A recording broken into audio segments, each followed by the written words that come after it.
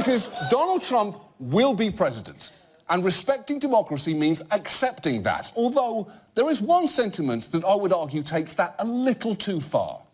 The man hasn't even been a president for a day yet, all right? Let's give him a chance to be the president. Give Donald Trump a chance. We now have to give him a chance and see how he's going to govern. The American people should give him a chance to govern, because if he succeeds, we succeed.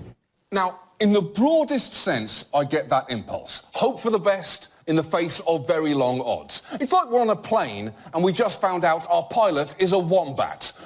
I don't like this, I don't understand how it happened, and I'm pretty sure we're headed for disaster, but what the hell? Come on, Batty, prove me wrong! And the thing is, optimism is nice if you can swing it, but you've got to be careful, because it can feed into the normalization of Donald Trump, and he is not normal. He is abnormal. He's a human, what is wrong with this picture? He sticks out like a sore thumb, and frankly, he even looks like a sore thumb.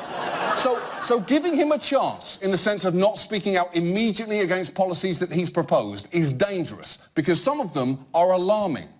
Just some of Trump's promises: repeal and replace Obamacare, build a wall along the southern border with Mexico and get Mexico to pay for said wall, deport all 11 to 12 million undocumented immigrants in this country, including children, appoint a special prosecutor to investigate and potentially jail Hillary Clinton, temporarily ban Muslims and immigrants from terror-prone nations from coming into the United States. Okay, stop, just stop. Because it sounds like you're reading the to-do list on Satan's refrigerator. Which, of course, Satan no longer needs now that hell has frozen over. And while some are arguing that Trump might not have meant all those things, that leaves us with two devastating options. Either we just elected a president who didn't mean a single word he said, or we elected one who did. And it's impossible to know which one.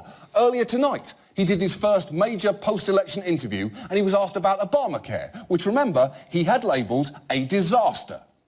When you replace it, are you going to make sure that people with preconditions are still covered? Yes, because it happens to be one of the strongest assets. You're going to keep that? Also, with the children living with their parents for an extended period, we're going to... You're going to keep very that? much try and keep that.